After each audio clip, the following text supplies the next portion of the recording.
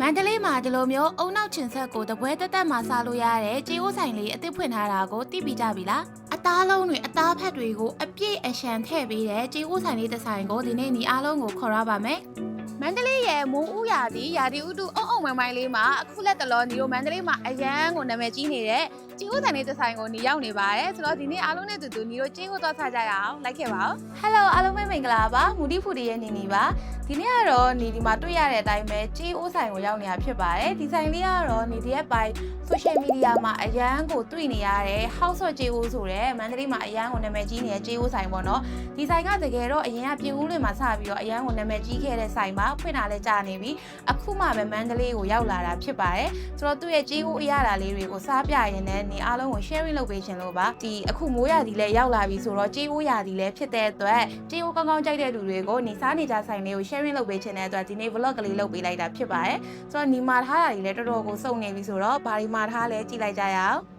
်ဒီဆိုင်လေးကိုသဘောကျတာကကြတော့လေကြေးအိုးဆိုင်ဆိုပေမဲ့ကြေးအိုးတစ်မျိုးတည်းပဲသူက signature ဖြစ်တာမဟုတ်ပဲねတခြားဟင်းပွဲတွေသူ့မှာကောင်းတဲ့ဟင်းပွဲတွေအများကြီးရှိသေးတယ်ဒီနေ့ဆိုရင်ဒီတကယ်အစုံကိုမှာထားတယ်သူ့ဆိုင်ရဲ့နာမည်ကြီးဖြစ်တဲ့ဝက်လက်အေးပါတယ်ပြီးတော့ဒီမှာညီတို့ဥအပြည့်ပါတယ်ရှီရှားမို့တံပူရာလဲညီမာထားတယ်ပြီးတော့ဒီမှာညီဝက်ဥကကြတော့သူတို့ဆိုင်မှာကဥချိုတုတ်နဲ့ဥမတုတ်ဆိုပြီးတော့ရှိတာပေါ့နော်ဒါပေမဲ့ညီကဥချိုရောဥမရောနှစ်မျိုးရောပြီးတော့တပွဲရအောင်တုတ်ခိုင်းထားပါတယ်ပြီးတော့မပါမဖြစ်ကြက်စာသေးမွေးလေးပေါ့နော်ကြေးဥစားပြီဆိုရင်စာသေးရတော့မပါမဖြစ်ပဲအဲ့တော့ကြက်စာသေးမွေးလေးလည်းမှားထားပါတယ်ပြီးတော့ညီကကြေးဥစားရင်အုံနောက်အရန်ကြိုက်တယ်ပေါ့နော်ဒီမှာအုံနောက်ချင်ဆက်ကိုအဲ့လိုတစ်လုံးလုံးအဲ့လိုစိုက်နေနဲ့မှားလို့ရတဲ့အတွက်အရန်အဆင်ပြေတယ်ကြေးဥကိုတော့ညီကအရေကိုတုံရမ်းအရတာနဲ့မှားထားပါတယ်ဒီတုံရမ်းကြေးဥကသူ့ဆိုင်မှာလူကြိုက်အရန်များတဲ့မီနူးပါပြီးတော့ညီအမြဲတမ်းစားနေကြဖြစ်တဲ့ဒီမှာဝက်သားနဲ့ကြေးဥစီချက်ကလေးကိုမှားထားပါတယ်ပွဲတွေကတော့ဒီမှာမြင်နေရတဲ့အတိုင်းပဲအသားအပြည့်ပါတယ်တပွဲကို1200နဲ့ဒီလိုအသားအများကြီးပါတာက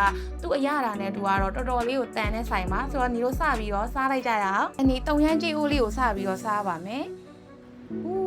ပွဲကလုံးဝအပြည့်ပဲသူ့အသားဖက်တွေကများလို့တော့လေခောက်ဆွဲဖက်တောင်မှလေတော်တော်ကိုရှာယူနေရတယ်။ဥဖက်တွေရောအသားဖက်တွေရောတကယ်အများကြီးပဲဒီလား။ကဲဒါဆိုရင်ညီတို့တုံရမ်းအရတာကြေးအိုးလေးကိုအရင်ဆုံးစားကြည့်ကြရအောင်။ကြေးအိုးစားတဲ့အခါမပါမဖြစ်ကတော့ဒီ sauce လေးတွေပါပဲ။ဒီမှာအသားလုံးလေးနဲ့တွဲစားဖို့ sauce အချိုလေးရယ်ပြီးတော့ညီတို့ကြေးအိုးထည့်စားရင်အရန်စားလို့ကောင်းတဲ့ငရုတ် sauce ချင်းဆက်ကလေးပါတေချာလေးလုပ်ပေးထားပါတယ်။ဒီဖြစ်ချင်တော့လေဒီနေ့ vlog ရိုက်တော့လေမန်လေးမှာမိုးရွာနေရဆိုတော့ဒီကဲကိုကြေးအိုးရာဒီဥတုဖြစ်ပါတယ်အသားလုံးလေးစပြီးတော့စားလိုက်မယ်ကောင်းကြာစံဖက်လေးစားပါမယ်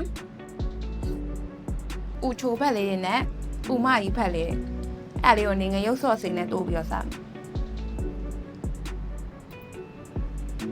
်အဆန်နာမ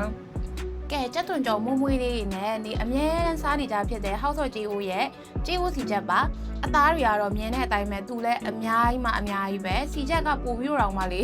အသားများသလိုခံစားရတယ်ဒီမှာအသားလုံးတွေပါတယ်ကြက်ဥပါတယ်ဒီမှာပဲပြားတွေလည်းပါတယ်ကဲနေအရန်ကြိုက်တဲ့ကြေးအိုးစီချက်စားပြပါမယ်သူကြေးအိုးစီချက်အရတာကိုပိုကြိုက်တယ်ဟိုပါလေကြေးအိုးအရေးနဲ့စီချက်မှာဆိုရင်နေရာစီချက်ကိုပိုစားဖြစ်တာများတယ်ဘာလို့ဆိုတော့အရတာပိုထိမိရလို့ခံစားရလို့ဒီကြာစံဖက်လေးတွေရဲ့အထဲမှာဟိုမှသူတို့ကတေချာလေးအရတာလေးကိုတုတ်ထားပေးရဖြစ်တဲ့အတွက်အရတာကတက်လုတ်ချင်းစီတိုင်းမှာပြည့်နေတာပေါ့နော်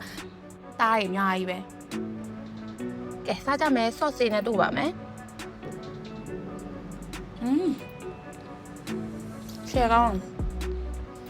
ဒီဆိုင်ကကြေးအိုးစီချက်ရဲ့အရာတော်ကိုနေရသဘောကျတာကြောင့်တော့လုံးဝပြည့်လေးกว่าနေတို့အချိုးတွေအငံတွေလေးမနေဘူးပေါ့နော်ဆိုတော့ကြေးအိုးကြတော့လူကြီးတွေကြိုက်ကြတဲ့အစားအစာအထဲမှာပါတယ်လေဆိုတော့လူကြီးတွေကြတော့အချိုးတွေအငံတွေကြောက်တာဖြစ်တဲ့အတွက်လူကြီးတွေကိုကြေးအိုးကောင်းကောင်းကျွေးချင်တယ်ဆိုရင်တော့နေရဒီ HOK ကကြေးအိုးကိုတော့ကောင်းကောင်းကျွေးလို့ရတယ်လို့နေ recommend ပေးချင်ပါတယ်အုံနောက်ချင်းဆက်စားပါမယ်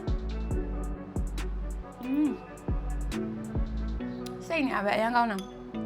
်လုံးဝပါဇက်ထဲမှာပျော်စင်းသွားတာစားရဲလားအုံနောက်စားရဲကြလားနေရတော့အရင်ကြိုက်တယ်အုံနောက်ကိုစားပါမယ်အုံနောက်ဖောက်စားရဲဆိုတာဒါမျိုးကိုရတယ်သူ့အုံနောက်ကိုအကြိုက်ဆုံးပဲတကယ်ချင်းဆက်ကလေးနဲ့လုံးဝညီနဲ့လုံးဝမထွက်ဘူးဒီနေ့ကတော့နေ House of ကြေးအိုးမှာရတဲ့ကြေးအိုးမဟုတ်ပဲနဲ့တခြားတော့ဟင်းပွဲတွေထဲကလူကြိုက်အများဆုံးလို့ပြောကြတဲ့ဟင်းပွဲတွေကိုနေမှားထားပါတယ်အားလုံးကိုနေစားပြချင်လို့ပေါ့နော်ကဲ မှာဝက်လက်တွေ share ကြီးစားရအောင်share ကြီးပဲသူ့ရဲ့ဝက်လက်ကိုကြည့်လိုက်အိုးမှာအသားထက်အစီထက်အဝိုင်းလိုက်ကလေးအခောက်နဲ့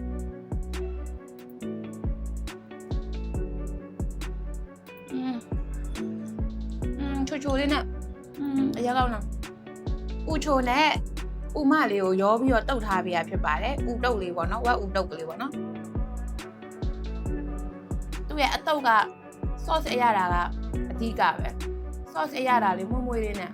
ကြေးဥစားပြီဆိုရင်မပါမဖြစ်ဒီမှာနေကြက်စာသေးလေးလည်းမှာထားရပေါ့နော်သူ့ရဲ့ sauce ကတော့အသက်ပါဒီဆိုင်မှာကကြက်စာသေးကိုလည်းလူကြိုက်အရမ်းများတယ်မွေ့မွေ့လေးနဲ့အဲ့လိုမဆလာနဲ့တင်းတင်းလေးနဲ့လုပ်ထားပေးရပေါ့နော်ဒီမှာနေနောက်ဆုံးကျန်တာလေးကတော့ချီရှားမှုလို့ခေါ်ပါတယ်ဒီငါးကိုကြတော့လေခေါင်းစအမီအစုံတစ်ကိုယ်လုံးဝါးစားလို့ရတယ်အယိုးမပါဘူးပြီးတော့အထဲမှာဥအပြည့်ပါတယ်ဆိုတော့ဒီငါးကြော်လေးစားပြပါမယ်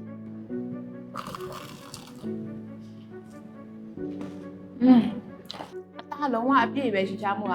ဒီငါးရဲ့အသက်ကသူ့ရဲ့အထက်ကဥတွေပဲဒီမှာမြင်နေရတဲ့အတိုင်းပဲတကိုက်ချင်းစီတိုင်းမှာဥအပြည့်နဲ့မို့လို့စိတ်ထွက်နေတာဒီဆိုင်လေးကလေနေရာထိုင်ခင်းဆိုရင်လည်းသူကနှစ်ထပ်ရှိတာကိုနေတော့အောက်ထပ်မှာရောအပေါ်ထပ်မှာရောစားလို့ရတယ်အခန်းလေးတွေကလင်းလင်းချင်းချင်းရှိတဲ့ဝင်းနဲ့အေးအေးဆေးဆေးလေးပေါ့နော်ပြီးတော့ကိုယ်ဖွဲ့နဲ့ကိုလူများများလာမယ်ဆိုရင်လည်းဒီလိုမျိုးအဲ့လို private ဖြစ်တဲ့အဲ့လိုအခန်းလေးတွေမှာကိုယ်ဖွဲ့လေးနဲ့ကိုတီးတီးတက်တက်လေးစားလို့ရတော့နေရာထိုင်ခင်းကလည်းတော်တော်လေးအဆင်ပြေပါတယ်လိပ်စာကတော့နေတော့မန္တလေးမြို့68လမ်း41နဲ့41Aလမ်းကြားမှာရှိတဲ့ House of JO ဆိုတဲ့ JO ဆိုင်ကလေးဖြစ်ပါတယ်ဆိုတော့နေ့လိုမျိုး JO ကောင်းကောင်းနဲ့တခြားမီနူးထူးထူးဆန်းဆန်းလေးတွေကိုအရသာကောင်းကောင်းလေးနဲ့အများကြီးရတဲ့ဆိုင်လေးကိုစားချင်တယ်ဆိုရင်တော့ House of JO မှာလာပြီးတော့စားကြည့်ဖို့နေ share လုပ်ပေးလိုက်ပါတယ်အခုဆိုရင်ဒီလိုမန္တလေးကမိုးရာသီလည်းရောက်ပြီဆိုတော့ JO ရာသီဥတုရောက်ပြီဖြစ်ပါတယ်ဆိုတော့ JO ကောင်းကောင်းလေးစားချင်တဲ့လူတွေအတွက် share လုပ်ပေးလိုက်ပါတယ်နောက်ထပ် vlog မှာပြန်တွေ့ကြမယ်ဆုံးဖြတ်ကြည့်ပြီးကျေးဇူးအများကြီးတင်ပါတယ် bye bye